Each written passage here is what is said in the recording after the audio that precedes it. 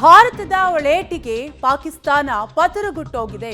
ಪಾಕಿಸ್ತಾನ ಪತರಗುಟ್ಟೋಗಿದ್ದು ಗಿಲ್ಗಿಟ್ನಲ್ಲಿ ಪಾಕ್ ವಿಮಾನಗಳ ಹಾರಾಟವನ್ನ ಬಂದ್ ಮಾಡಲಾಗಿದ್ದು ಈಗಾಗಲೇ ಭಾರತದ ವಾಯುಪಡೆಗೆ ಪಾಕಿಸ್ತಾನ ಹೆದರಿ ಗಡಗಡ ಅಂತ ನಡುಗುತ್ತಾ ಇದೆ. ಭಾರತದ ಒಳೇಟಿಗೆ ಪಾಕಿಸ್ತಾನ ಪತರಗುಟ್ಟೋಗಿದ್ದು ಒಟ್ಟಾರೆಯಾಗಿ ಭಾರತ ನೀಡ್ತಿರುವಂತಹ ಒಂದೊಂದೇ ಶಾಕ್ಗೆ ಪಾಕಿಸ್ತಾನ ಪತರಗುಟ್ಟೋಗಿದ್ದು ಪಾಕಿಸ್ತಾನದ ವಿಮಾನಗಳಿಗೆ ಒಂದ್ ಕಡೆ ವಾಯು ಪ್ರದೇಶವನ್ನ ಬಂದ್ ಮಾಡಿದ್ದು ಭಾರತದ ಭೂ ಪ್ರದೇಶವನ್ನ ಪ್ರವೇಶಿಸಲು ಯಾವುದೇ ಕಾರಣಕ್ಕೂ ಅವಕಾಶ ಇಲ್ಲ, ನಿರ್ಬಂಧವನ್ನ ಹೇರಲಾಗಿದೆ.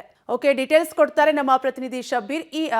ಶಬ್ಬೀರ್, ಭಾರತ ತೆಗೆದುಕೊಳ್ತಿರುವಂತಹ ನಿರ್ಧಾರ ಪಾಕಿಸ್ತಾನಕ್ಕೆ ಯಾವೆಲ್ಲ ರೀತಿ ಎಫೆಕ್ಟ್ ಆಗ್ಬೋದು?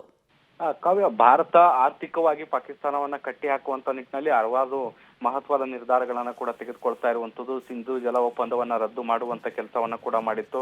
ಮತ್ತೆ ಭಾರತದಿಂದ ಏನು ಆಹಾರ ವಸ್ತುಗಳ ಪೂರೈಕೆ ಏನಾಗ್ತಿತ್ತು ಅದನ್ನು ಕೂಡ ತಡೆಯುವಂತ ಕೆಲಸವನ್ನ ಕೂಡ ಮಾಡಿತ್ತು. ಈ ಮೂಲಕ ಆರ್ಥಿಕವಾಗಿ ದೊಡ್ಡ ಹೊಡೆತವನ್ನ ಕೂಡ ಕೊಡುವಂತ ಕೆಲಸವನ್ನ ಮಾಡಿತ್ತು.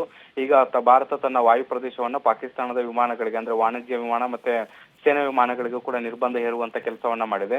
ಮುಖ್ಯವಾಗಿ ವಾಣಿಜ್ಯ ವಿಮಾನಗಳಿಗೆ ಹಾರಾಟವನ್ನು ನಿಷೇಧ ಮಾಡೋದ್ರಿಂದ ಬಹಳಷ್ಟು ದೊಡ್ಡ ಸಮಸ್ಯೆಗಳು ಆಗುವಂತ ಸಾಧ್ಯತೆಗಳನ್ನ ಕೂಡ ನಿರೀಕ್ಷೆ ಮಾಡಬಹುದು.